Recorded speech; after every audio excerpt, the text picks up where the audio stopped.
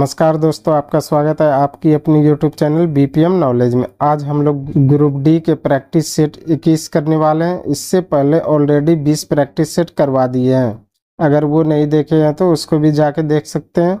और ये जो है साइंस स्पेशल रहने वाला है। तो अगर इनमें से किसी भी प्रश्नों का आंसर अगर आपको पता है तो आप कॉमेंट बॉक्स में दे सकते हैं। तो चलिए आज का वीडियो शुरू करते हैं। आज का पहला क्वेश्चन है, निम्न में से कौन सी भौतिक मात्रा किए गए कार्य की गति को मापती है? निम्न में से कौन सी भौतिक मात्रा किए गए कार्य को गति में मापती है? तो यह शक्ति। इसका राइट आंसर ऑप्शन ए हो जाएगा। शक्ति जो है यह भौतिक मात्रा में किए गए कार्य की गति को मापता है। चलिए अगला क्वेश्चन देख लेते हैं। अगला क्वेश्चन है, मनुष्य जाति के एक पुरुष को उसके एक्स शुक्राणु किससे प्राप्त होते हैं? मनुष्य जाति के एक पुरुष को उसके एक्स शुक्राणु किससे प्राप्त होते हैं? तो ये होते हैं माता से। इसका राइट आंसर ऑप्शन बी हो जाएगा।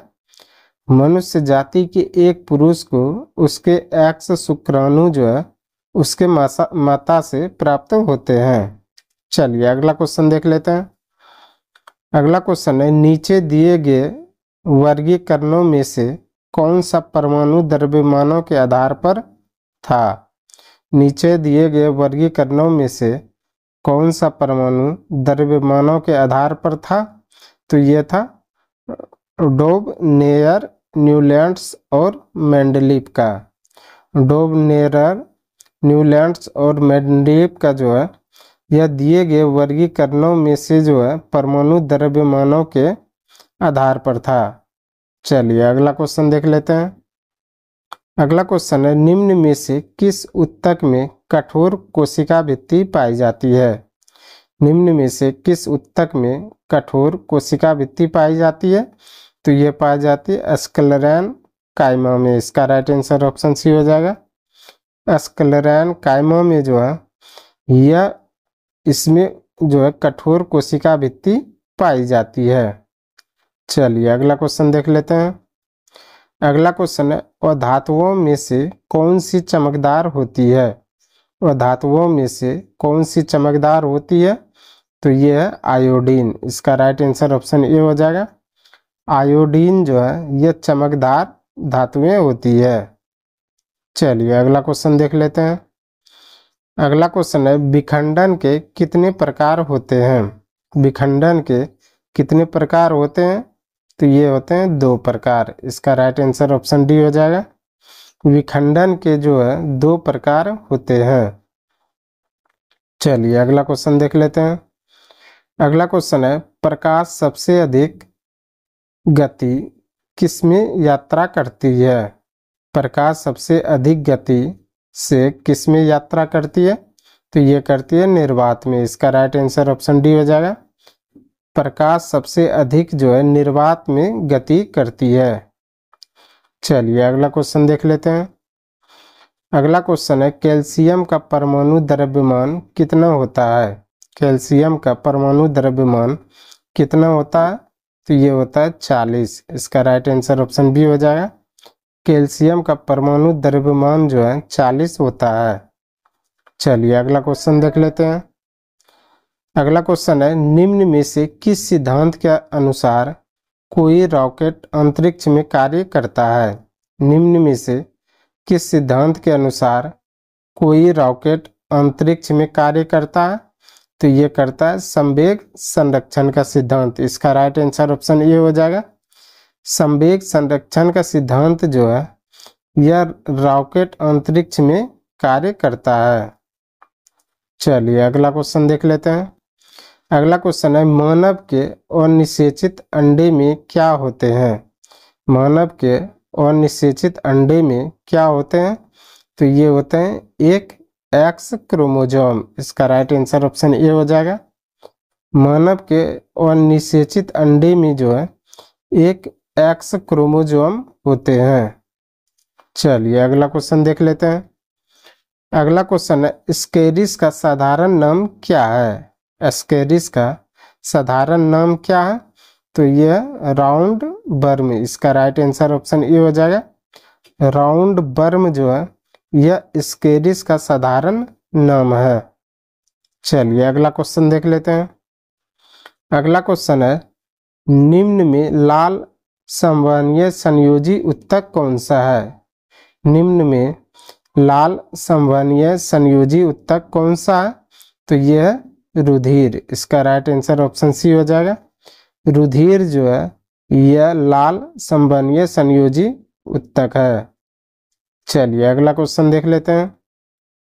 अगला क्वेश्चन है, अभी तक वैज्ञानिकों द्वारा पदार्थ की कितनी अवस्थाएं तय की गई है? अभी तक वैज्ञानिकों द्वारा पदार्थ की कितनी अवस्थाएं तय की गई है? तो ये की गई है 5। इसका राइट आंसर ऑप्शन सी हो जाएगा। अभी तक वैज्ञानिकों द्वारा जो है पदार्थ की 5 अवस्थाएं तय की गई है। चलिए अगला क्वेश्चन देख लेते हैं। अगला क्वेश्चन है, लार ग्रंथि से कौन सा एंजाइम स्रावित होता है? लार ग्रंथि से कौन सा एंजाइम स्रावित होता है? तो ये होता है एमाइलेज। इसका राइट आंसर ऑप्शन सी हो जाएगा। एमाइलेज जो है यह लार ग्रंथि से स्रावित होने वाला एंजाइम है। चलिए अगला क्वेश्चन देख लेते हैं। अगला क्वेश्चन है, जब कोई वस्तु एक समान गति से गति कर रही हो तो इसका त्वरण क्या होगा? जब कोई वस्तु एक समान गति से गति कर रही हो तो इसका त्वरण क्या होगा? तो ये होगा 0। इसका राइट आंसर ऑप्शन सी हो जाएगा। जब कोई वस्तु एक समान गति से गति कर रही हो तो इसका त्वरण जो है 0 होगा। चलिए अगला क्वेश्चन देख लेते हैं। अगला क्वेश्चन है, निम्न में से कौन सा रासायनिक परिवर्तन का उदाहरण नहीं है? निम्न में से कौन सा रासायनिक परिवर्तन का उदाहरण नहीं है? तो ये हो जाएगा जल का जल वाष्प में परिवर्तन। इसका राइट आंसर ऑप्शन सी हो जाएगा। जल का जल वाष्प में परिवर्तन जो है यह रासायनिक परिवर्तन का उदाहरण नहीं है। चलिए अगला क्वेश्चन देख लेते हैं। अगला क्वेश्चन है, निम्न में से आघातवर्धनीय धातु कौन सी है?